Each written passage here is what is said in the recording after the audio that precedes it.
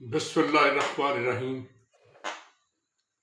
السلام علیکم عزیز دوستو، دنیا بھر میں جو بسیں چلتی ہیں ان کا ایک مخصوص روٹ ہوتا ہے۔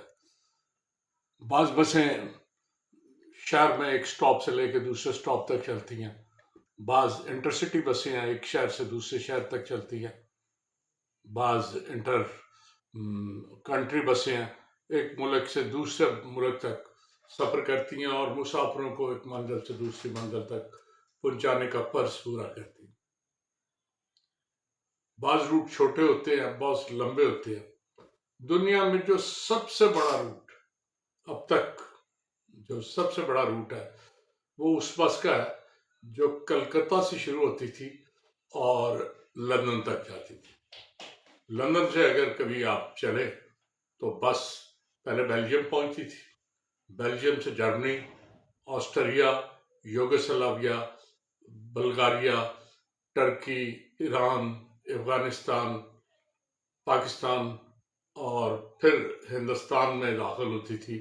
ہندوستان میں وہ پہلے نیو دہلی، پھر آگرہ، الہ آباد اور بنارس سے ہوتی ہوئی وہاں کلکتہ پہنچتی تھی۔ یہ جو میں نے ملک بتایا ہے ان میں چند ملک تو اب سب آستی سے ختم ہو گئے، ان کے ٹکڑے ہو گئے یا انہوں نے نام بدل لیے۔ مغربی جرمنی اور مشرقی جرمنی مل کے ایک جرمنی ہو گئے، یوگوسلاویا کہیں نظر نہیں آتا اور اس طرح بڑی، لیکن بہرحال یہ بس کا روٹ تھا جو ایک لمبا روٹ تھا۔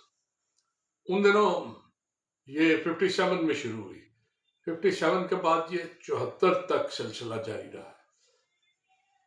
ان دنوں ایک نئی نسل چلی تھی جنہیں ہپی کہتے تھے، ہپیز، لمبے لمبے بال، بڑا مدہوش اپنے حال میں، تو ہپی نسل تھی۔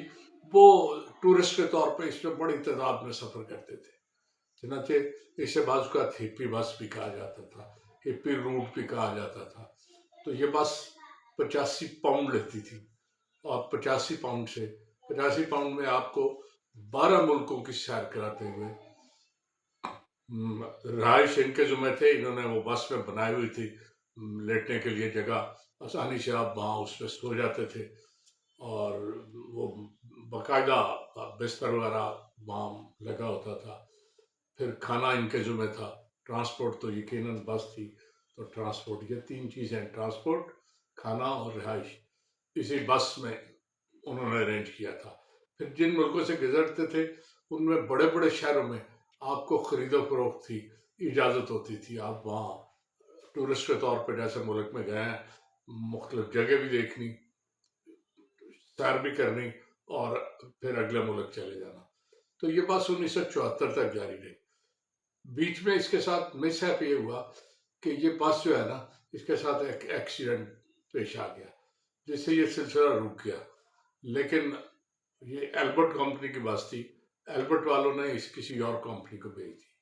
وہ نئی کمپنی نے اسے اوورال چینج کیا، ری بلڈ کیا، انہوں نے اسے ڈبل ڈیکر بنا دیا، اپنے روٹ کو اور ایکسٹینڈ کر دیا۔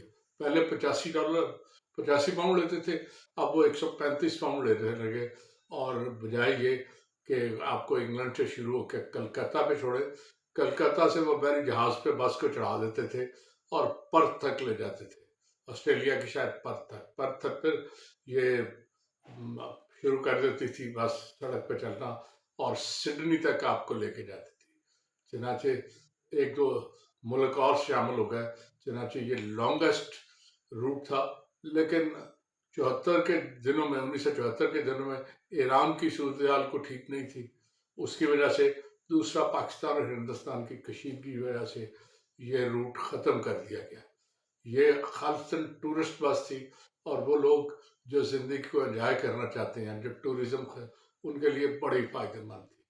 آج کل پھر اس پہ کام ہو رہا ہے اور امید ہے کہ چند دنوں میں ایسی چند اور بسیں سامنے آئیں گی اور ٹورزم کا اس میں بہت بدلاؤ ہوگا۔ اللہ حافظ۔